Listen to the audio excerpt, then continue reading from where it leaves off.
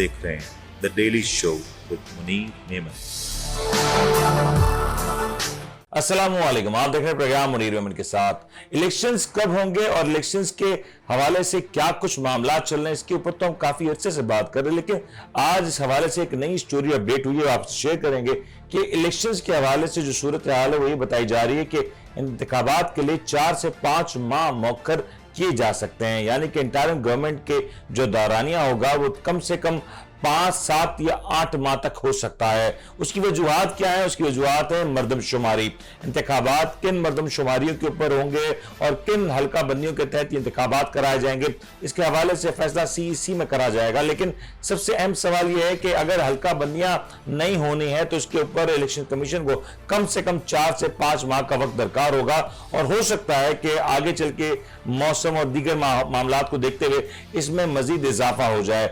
यानी कि अब तक जो बात हो रही थी कि मौजूदा हुकूमत या मौजूदा इलेक्शन कमीशन शायद इलेक्शंस कराने के लिए संजीदा नहीं है, उस हवाले से अब स्टोरी सामने आने लगी और इसी हवाले से आज प्रोग्राम में सबसे पहले गुफ्तगू करेंगे। हमारे साथ प्रोग्राम में गुफ्तगू करने के लिए मौजूद हैं जनाब जहांगीर सैयद साहब, सीनियर साहब, ये तजज़ियाकार हैं।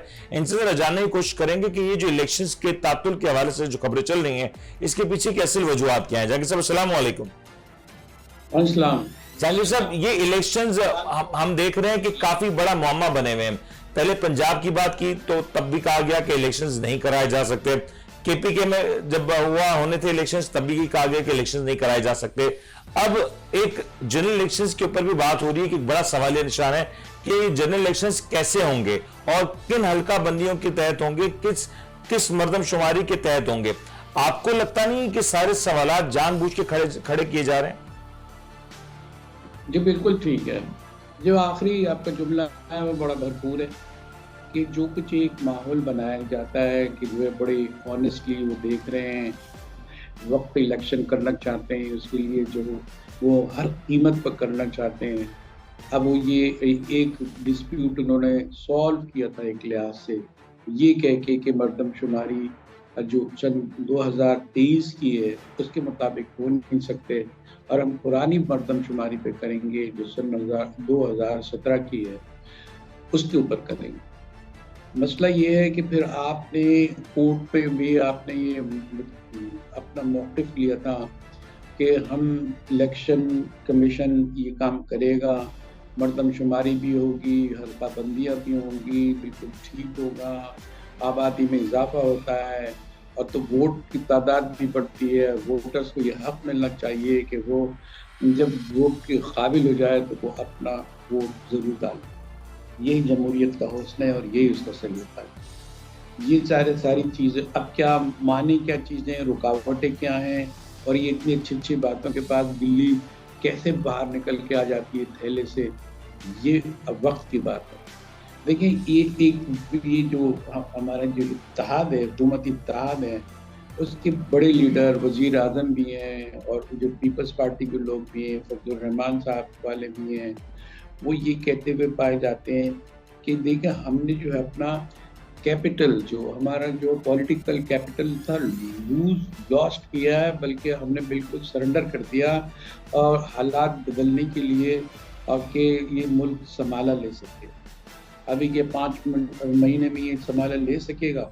अभी तो बहुत सारी चीज़ें क्लियर ही नहीं है। IMF की नई शराइत और उसका नया जो है मुआहदा उससे होना है, नए 5 साल के लिए होना है, उसकी तो बुनियाद भी नहीं सामने नहीं आई। लेकिन जहांगीर साहब, माज़रत आपकी कथा कलामी कर रहा हूँ, मुझे जरा ये समझाएं कि जो अगर पुरानी हल्का बंदियां और पुरानी मर्दमशुमारी के तहत इंतखाबात होने हैं तो इसका मतलब ये तस्वुर किया जाए कि हर साल जो पाकिस्तान में 4 से 5 लाख नए वोटर का इंदराज होता है तो वो वोटर इस सब प्रोसेस से महरूम रहेगा। और अगर इसको आप मोटा हिसाब लगा लिया जाए तो 15 से 20 लाख ऐसा वोटर है जो कि यंग वोटर है, जो कि पाकिस्तान की पॉलिटिक्स में, पाकिस्तान की डेवलपमेंट में किरदार अदा करना चाहता है, हम उसको दूर रखेंगे उससे।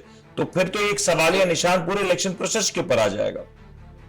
देखिए इलेक्शन का निजाम देखिए आप, ठीक है, एक में 5 लाख एक हल्के में वोटर हैं और जो है उसमें से 12,000 वोट एक को मिलते हैं और 6,000 वोट एक को मिलते हैं। तो ये नहीं कहा जाएगा कि उसको नल वाइट करते जाए कि इसकी तर्जुमानी नहीं हुई, अवाम का मैंडेट सामने नहीं आया, उसको कबूल कर लिया जाए। तो इनकी ये जो आप गिनती गिन रहे हैं जो कि भाई इतने कम हो गए, इतने बढ़ गए, 5 लाख हर साल आएंगे, और ये तो उससे कुछ जमहूरियत को फायदा होगा, ये सब चीज़ें कहने की है। निज़ाम को देखें, अपने मतलब का निज़ाम बनाया गया है। इसीलिए कहते हैं कि ये जो है 50% से, अभी आप न टर्की में देखें आप, तो उन्होंने कहा कि 50% से अगर जो कम लेगा तो फिर जो है वो फाइनल राउंड खेला जाएगा, उसके अंदर दोबारा वोटिंग होगी, फिर जो है वो ये देखेंगे कि कितना फर्क है।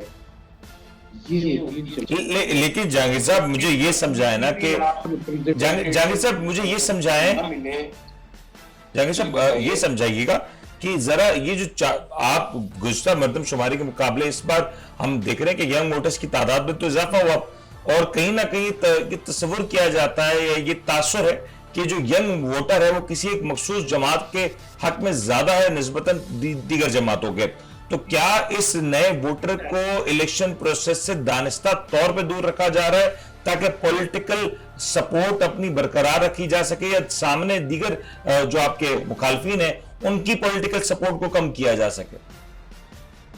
बिल्कुल वाज़ेह सी चीज़ है कि 60% आबादी का हमारा यूथ है, और जो है जो पीटीआई में की जो शनाख्त है, जो उसकी पहचान है, वो ये है न्यू ब्लड, नौजवान नस्ल। अब अगर ये बात अगर कहते हैं कि नौजवान नस्ल का वोट ज़्यादा पड़ेगा और कुछ सेटबैक भी आ सकता है, मुश्किलात आ सकती है, तो जब मुश्किलात आती हुई नजर आती है तो मुश्किलात पहला भी की जाती है। तो ये वैसा भी हो सकता है, एक मफरूज़े के तौर पर आपने कहा है, मैं भी मफरूज़े के तौर पर उस पर तबसरा ही कर सकता हूँ, ये चीज़ें होती हैं। अभी आप कल कुछ और बयान दे रहे थे कि ये बहुत ज़रूरी है, वक्त पे होना चाहिए, उसे एक उसकी बॉर्डर लाइन आ गई है, उससे ज़्यादा नहीं होगा, ये आइन की बालादस्ती का मामला है, आइन की पामाली नहीं होनी चाहिए, सब ये चाहते हैं, जमहूरी इदारे यही चाहते हैं। और आपके जो लेकिन जहांगीर साहब चार तो अपनी जगह पे ना, कैलकुलेशंस अपनी जगह पे हैं। अगर तो ये मामला इतना इंपॉर्टेंट नहीं होता तो अभी ये बात क्यों आती कि इस सब का फैसला सीईसी में किया जाएगा, ये सारे मामला के ऊपर रिव्यू किया जाएगा, और फिर ये बात ही ना आती कि इलेक्शन कमीशन को 4 से 5 माह का वक्त दरकार है। ये हल्का बंदियों का मैटर आपने देखा कि कराची के जब बल्दियाती इंतखाबात हो रहे थे तो वहां पे ये मैटर तकरीबन 2 साल तक स्ट्रेच किया, और आज अगर हम जनरल इलेक्शंस की बात कर रहे हैं यहाँ पे अभी तो 5 माह का वक्त बताया जा रहा है। अगर इसको इसी तस्वुर के साथ बात की जाए कि अगर नई हल्का बंदियां होनी है, आपको पता है इसमें कानूनी पेचीदगियां भी बहुत सारी हैं, उसके ऊपर पैरामीटर्स को भी डिफाइन होना है, तो फिर एक ये खिचड़ी बन जाएगी और फिर एक बड़ा एक हमें देखने को इंटरिम सेटअप देखने को मिलेगा। भी आपने एक दर्द तो दुख तो बयान कर दिया कि भाई ये जो यूथ है, और यूथ जो है वो खास तौर पर कुछ सिंबॉलिक करके जो है वो वाबस्ता भी किया जाता है, उनकी तनकीद भी की जाती है, ये तो हकीकत अपनी जगह पे। लेकिन यहाँ ये कि आप उसकी तादाद बढ़ाने पुराने, अब आप ये देखिए कराची को देखें आप, कराची की आबादी जो 12-17 साल में जो है नहीं बड़ी घट रही है, और इस पर जो है इनको कोई परवाह नहीं है। ये जो रातों को भी जो है वो खाना शुमारी, मर्दमशुमारी हो रही है, सारी चीज़ें होती रही, और आखिर में कह दिया कि कंप्लीट ही नहीं होगी, उसको तो मजीद 5 महीने चाहिए। ये कैसे इन टाइम नहीं हुई है? ये तो इलेक्शन कमीशन कहता रहा है कि इन टाइम सब चीज़ें नहीं हो सकती है, तो फिर इन्होंने इतने कॉन्फिडेंस ये क्यों कहा कि वक्त पे इलेक्शन होंगे?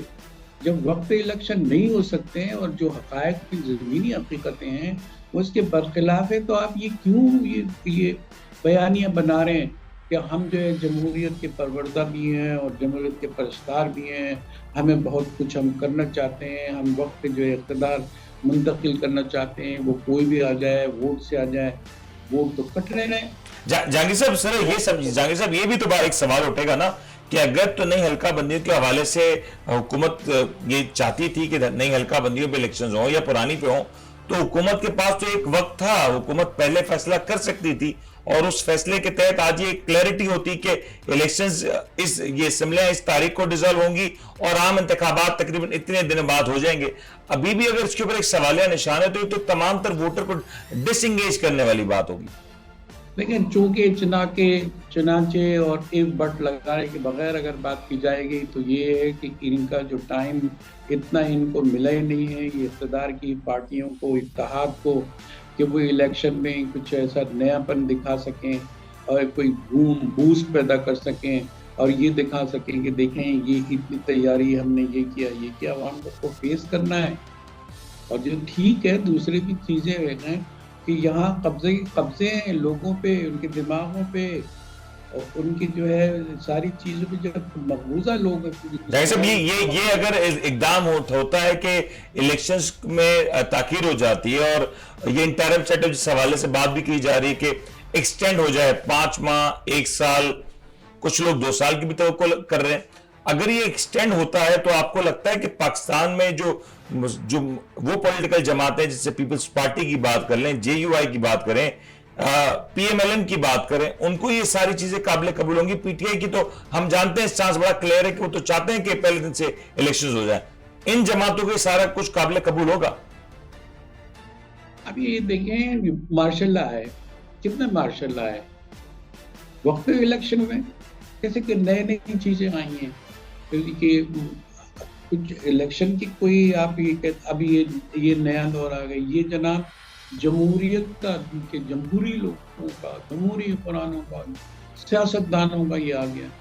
अब इनको भी मसला है भैया, अब आइन की हदबंदी तो देखें, आइन में लिखा क्या है, कितनी उसकी मार्जिन ऑफ टाइम है, उसको तो आप रिव्यू कर सकते हैं, कर चुके हैं, पार कर चुके हैं।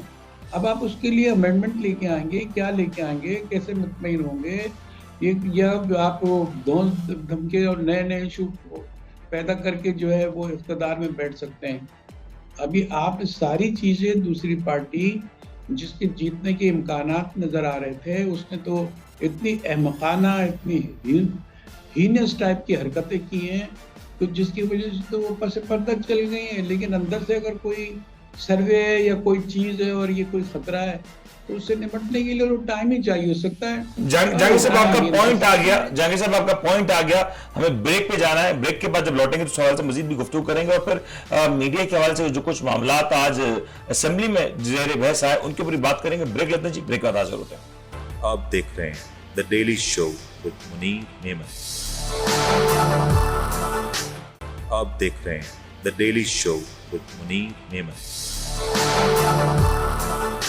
प्रोग्राम में आपको वापस से खुशामदीद करते हैं। तस्करा होता है कि इंतखाबात कब होंगे। इंतखाबात के हवाले से जो इस वक्त एक सवालिया निशान है कि इंतखाबात में क्या कोई ताखीर हो सकती है, क्या हल्का बंदियों की कोई वजह बन सकती है कि इंतखाबात में ताखीर हो। सवाल से जेयूआई का मौकफ क्या है, ये जानने के लिए हमारे साथ जेयूआई के तर्जुमान असलम गौरी साहब मौजूद हैं। इनसे जरा जानने की कोशिश करेंगे कि ये जो इंतखाबी मामला है ये कब हल हो जाएगा। असलम साहब अस्सलाम वालेकुम।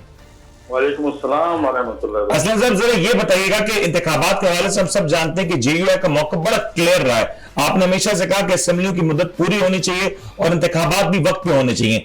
अब ये बात आ रही है सामने कि शायद इंतखाबात में कुछ ताखीर हो सकती है, हल्का बंदियों का कुछ मामला है, इस तरह के इश्यूज हैं जो जिसको वक्त दरकार होगा।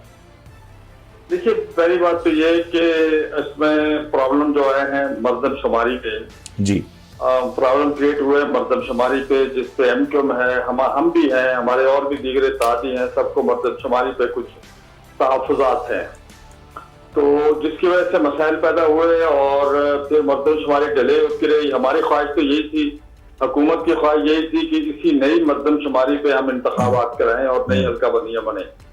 लेकिन एक चीज क्लियर थी, हमारा भी मौकफ यही था, दीगर कुछ इत्तेहादी पार्टियों का भी मौकफ यही था कि इंतखाबात वक्त पे होने चाहिए।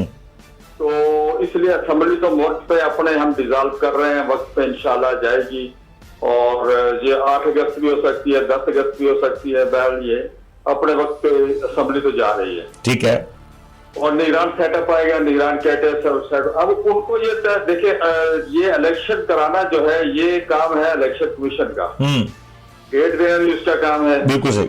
अब ये है कि अब उनको तय करना है कि ये इलेक्शन किसी पुरानी हल्काबंदी पे हो या नई हल्काबंदी पे हो, या टाइम कितना वो गेन कर सकते हैं, या मर्दमशुमारी को दोबारा चेक कर, ये कई मसाइल हैं उसमें अलबत्ता। लेकिन हमने इसको तरजीह दी कि पहले भी हमने साबका हुकूमत के किए गए को था अपने गले में डाला, और अभी ये तासर ये था कि पता नहीं पब्लिक में हमारी वो जो आवाम में पजीराई कम हुई है, जिसकी वजह से शायद हम हुकूमत का वक्त बढ़ाना चाहते हैं। तो बहरहाल हमने फिर इसलिए ये असेंबली तो अपने वक्त पे लेकिन गौरी साहब, आपको नहीं लगता यहाँ पे दो मामला आते हैं? अगर तो पुरानी हल्का बंदियों पे इंतखाबात होते हैं तो गालिबन 15 से 20 लाख एक मोहतात अंदाजे के मुताबिक ऐसा वोटर है जो इस इलेक्शन प्रोसेस से दूर हो जाएगा, और वो एक यंग वोटर है। अगर वो आपके प्रोसेस का हिस्सा नहीं होगा तो फिर आपकी जमहूरियत तो पूरी तरीके से बहाल ना हुई ना। देखिए, ये मौकफ तो हमारा शुरू से था। इसी मौकफ की वजह से कुछ लोग कहते थे कि जी असेंबली की मुद्दत 1 साल बढ़ा देनी चाहिए, लेकिन ये कि फिर हालात ऐसे बने और ये सारी चीजें हुई कि फिर हम सब ने फैसला किया कि असेंबली की मुद्दत ना बढ़ाई जाए। अभी तो इसमें और भी कई चीजें हैं, और उसमें आप देखें इस वक्त बलूचिस्तान की क्या सूरत हाल है, KPK की लॉ एंड ऑर्डर की सूरत हाल है, हम तो उससे भी परेशान है। और मेरी पार्टी ज्यादातर बेस इन 2 सूबों में अपनी जो है अहमियत समझती है, और हम तो खुद परेशान है कि हम कैसे वहां पर रैलियां करेंगे, कैसे वहां पर जलसे करेंगे, आवाम तक कैसे पहुंचेंगे, अपने वोटर को कैसे पोलिंग स्टेशन पर लाएंगे। तो मसाइल तो बहुत सारे हैं, सिर्फ एक हल्का बंदियों का या मतलब लॉ एंड ऑर्डर भी एक बड़ा मसला है। जो सैलाब की तबाहकारी है वो भी बलूचिस्तान में अभी तक देखी जा सकती है। लेकिन गौर साहब, एक और ये जरा समझा देना कि अगर तो इंटरिम गवर्नमेंट की मुद्दत बढ़ाई जाती है तो पहले तो अब आइन में तब्दीली हो चुकी है, आपने इलेक्शन कमीशन को तो एम्पावर कर दिया, लेकिन ये जो मुद्दत है कितनी तक हो सकती है? क्या ये 1 साल तक भी एक्सटेंड कर सकती है, या इससे पहले ये मामला हल हो जाएगा? दरअसल पहले एक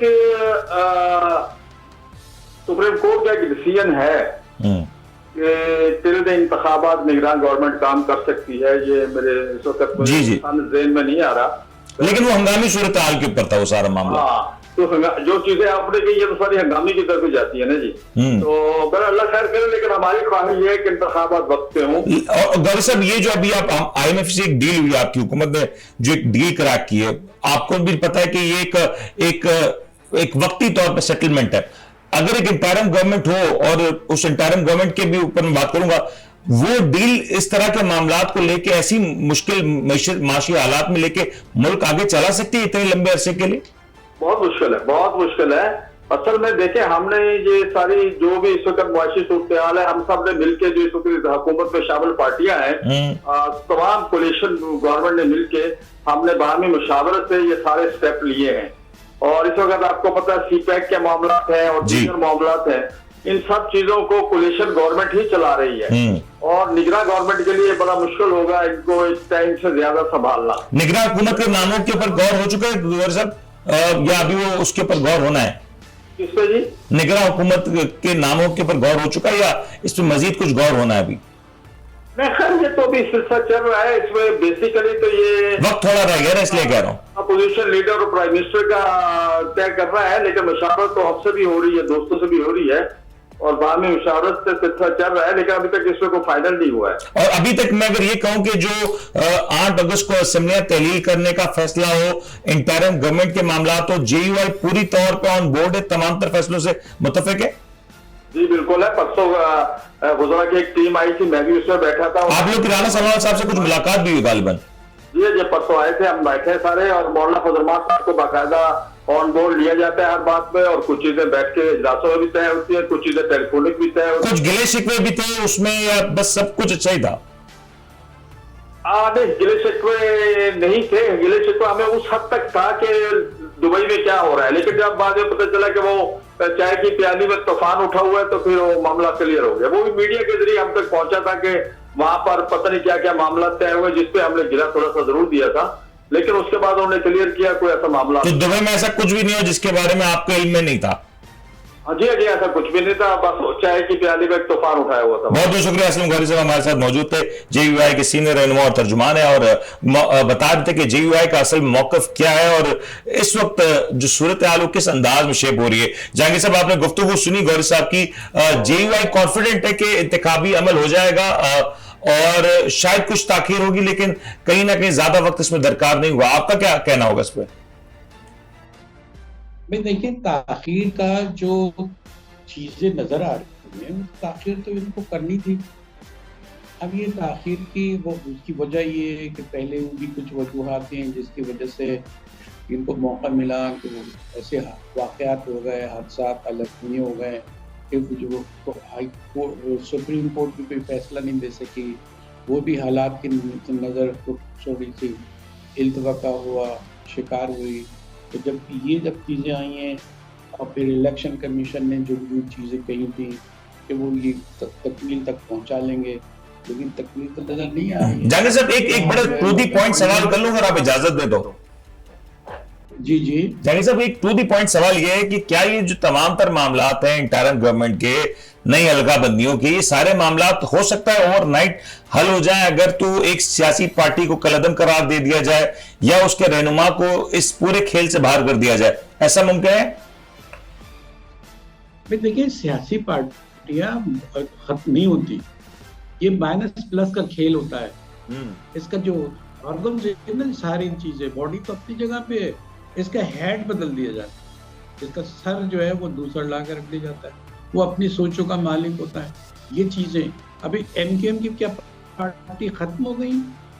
लेकिन अब हमें वो वाली एमकेएम का आज के एमकेएम से मुकाबला तो नहीं किया जा सकता है, तो आप भी बहुत अच्छे से जानते हैं, बल्कि आप बहुत अच्छे से ही जानते हैं।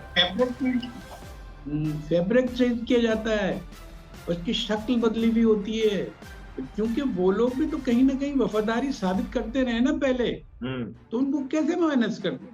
कहीं ना कहीं तो वो यहाँ होंगे वहां होंगे, तो उनका भी एक जजीरा बना हुआ है, उसमें उनको रहना है, उसी से उनको फैल के मुल्क की सियासत करनी है।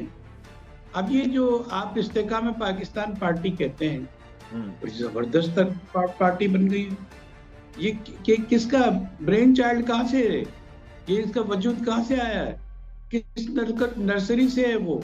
ये सारी किसी न किसी नर्सरी से निकल के इधर उधर होते रहते हैं, ये तो कोई नया लेकिन जहांगीर साहब, मुझे ब्रेक पे जाने से पहले ये बता दें, ये जो दो पार्टीज बनी, एक इस्तेकाम पाकिस्तान पार्टी और एक इंसाफ पार्लियामेंटेरियंस जो कि परवेज खटक साहब ने पार्टी बनाई है, आपको नहीं लगता ये जो दो पार्टीज बनी है इनका जो एक बड़ा अहम मुतालबा होगा कि बल्ले का निशान अगर बैलेट पेपर पे ना हो तो शायद हालात और नताइज मुख्तलिफ हो सकते हैं, लेकिन अगर ये बल्ले का निशान उस दिन वोटिंग बैलेट के ऊपर हुआ तो फिर उतनी कामयाबी मुश्किल है हासिल होना?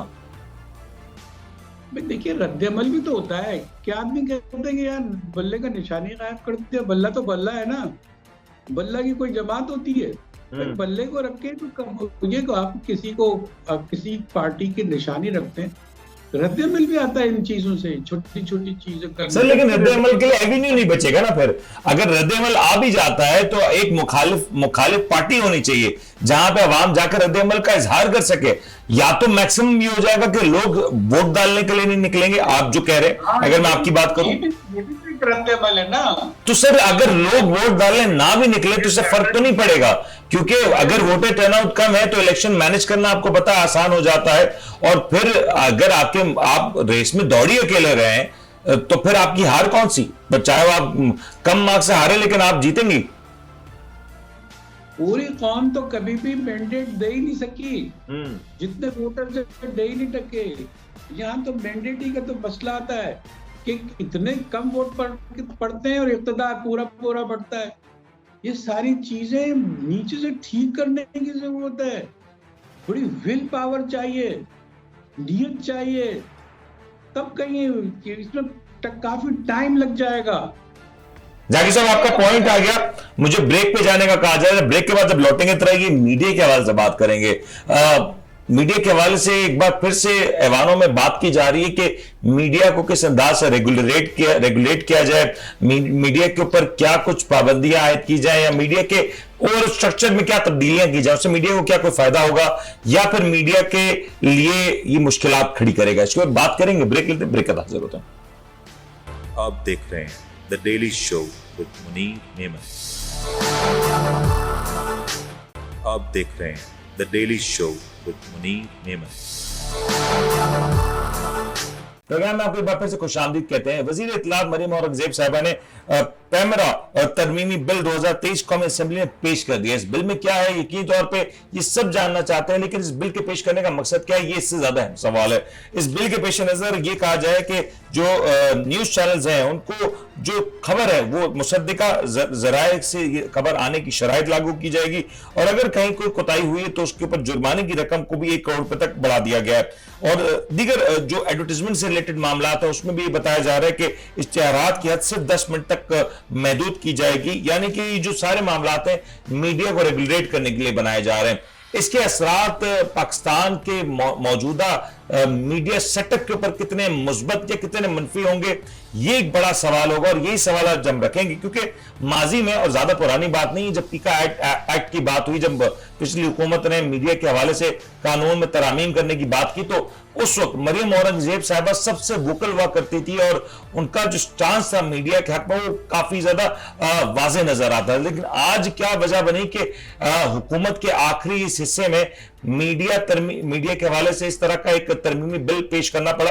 जहांगीर साहब, आपके क्या ख्यालात हैं, क्या तासुरात हैं कि जो पैमरा का तरमीमी एक्ट है उसको इसके ऊपर क्यों बिल पेश किया गया है? देखें, जब इक़्तिदार में आते हैं ना तो सबसे बड़ी ख्वाहिश ये होती है कि वो जो अपना चेहरा दिखाना चाहती है हुकूमत हुक्मरान, उसका माहौल मिले उनको, इतनी लिबर्टी और इतनी आज़ादी हो कि वो जो कहें, जो बयानियां दें, उस पर कोई यकीन करने का माहौल हो, उस पर कोई तनकीद ना हो। अब वो कुछ और ना बता दे, सूरत हाल को बनने नहीं देते हैं। ये हर एक के बयानिए पर चलता है, नैरेटिव्स पर चल रही है सियासत। इसके पीछे सदाकत का होना जरूरी नहीं है। और दिलचस्प बात ये क्या है कि तरमीमी ये बिल जो पेश किया है वो मुसद्दिका होना चाहिए। कौन सा बयान जो है, नैरेटिव जो है, पार्टियों के नैरेटिव पे ये सब कुछ हो रहा है, ये कहाँ है, कैसे तस्दीक शुदा है कि जो कुछ कह रहे हैं सही कह रहे हैं? कौन सी ऑडिटेड रिपोर्ट है इनके पास है कि जो कहा जा रहा है, जो चीजें निकलती हैं, जहां से खबरें निकलती हैं वही मुसद्दिका नहीं है, तो किस तरह खबरें मुसद्दिका जाएंगी? जहांगीर साहब, मुझे आपकी इस बात से वो बात याद आ गई। जहांगीर साहब, आपकी इस बात से मुझे वो आसिफ अली जरदारी साहब की वो बात याद आ गई जो कहा करते थे कि सियासत में किए वादे कोई कुरानी आयत या हदीस तो नहीं होते। गालिबन इस तरह का कुछ उन्होंने कहा था। तो फिर तो मुसद्दिका और गैर मुसद्दिका की तमीज कौन कर सकेगा? मुसद्दिका का सादिक को आप इनका तसव्वुर तो पेश किया नहीं जा सकता, उसके लिए तो सादिक होना जरूरी है। ये हुक्मरानों पे कोई सादिक नजर आते हैं आपको? ये जो खबरें हमें देते हैं सादिक नजर आते हैं? सर, जो सादिक और अमीन जिनको अदालतों ने कहा, आजकल वही सादिक और अमीन नजर नहीं आ रहे। उनको सजा दी जाएगी, 1 करोड़ रुपए का जुर्माना लगाया जाएगा। ये हर साल हर मौके पर जब हुकूमत तब्दील हो रही होती है ये एपिसोड जरूर चला जाता है।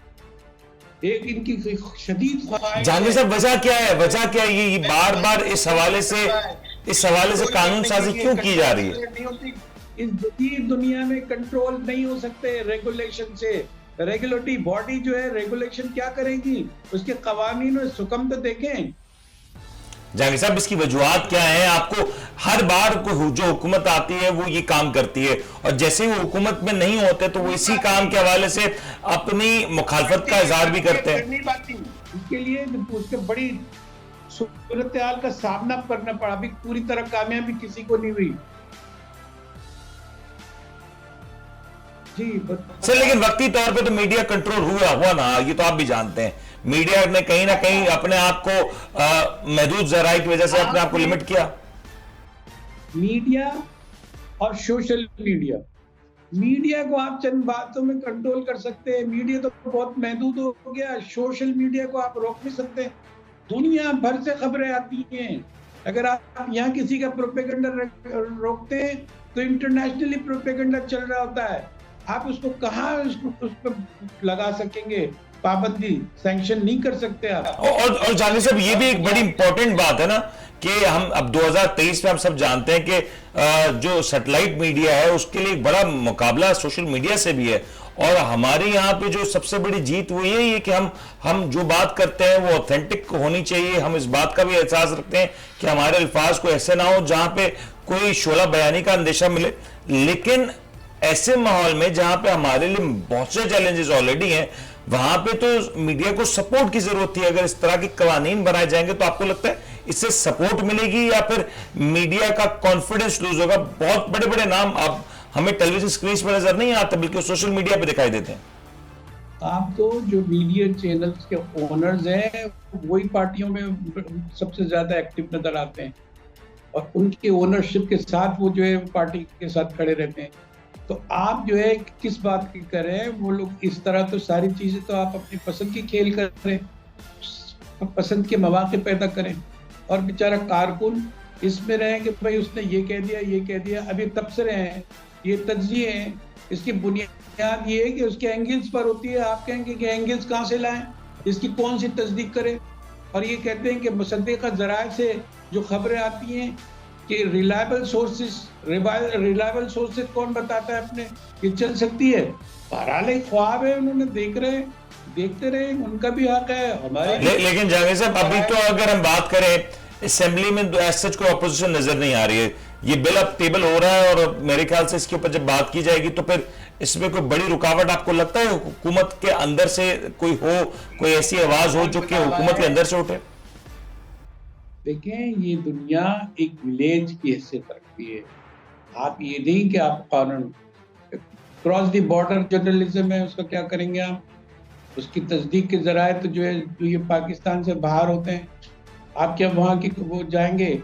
ये सारी चीजें जितनी बड़ी से बड़ी सजा दिखा के कहीं ना कहीं अगर काबू किया जा सकता है, थोड़ा बहुत काबू किया जा सकता है तो कर लें। बदनामी होती है, इंटरनेशनली बदनामी होती है कि यार यहाँ ह्यूमन राइट्स जा रहे हैं, ये बात करने की फ्रीडम स्पीच नहीं है, इसमें फ्रीडम राइटिंग नहीं है, हकायक जानने की कौन में ये गुलामी है। ठीक हो गया जहांगीर साहब, आपका मौका आ गया, और उम्मीद करेंगे कि आगे वाले प्रोग्राम में इस हवाले से मजीद गुफ्तगू करें, क्योंकि जो मीडिया के ऊपर जो पाबंदी है या मीडिया को रीमॉडलिंग करने की जो बात होती है या मीडिया की रिस्ट्रक्चरिंग की जो बात होती है, यकीनी तौर पर इसके ऊपर मजीद गुफ्तगू होनी चाहिए। और जब इस अंदाज से कवानीन लाए जाते हैं, उनको फ्लोर किया जाता है। आपने रिस्ट्रक्चर तो दिया नहीं, क्या है स्ट्रक्चर आपका? सर वही बात है ना कि अगर स्ट्रक्चर पहले स्ट्रक्चर बनाया जाता है, स्ट्रक्चराइज किया जाता है चीजों को, फिर इसके ऊपर तरामीम की जाती हैं। बस जहांगीर साहब, इंशाल्लाह आने वाले प्रोग्राम से आपसे इसी मौजूद के ऊपर मजीद भी गुफ्तगू करेंगे। आज के लिए फिलहाल इतना ही। अपने मेजबान मुनीर मेमन को इजाजत दीजिए, अपना ख्याल रखिएगा, अल्लाह हाफिज। आप देख रहे हैं the daily show with Munir Memon.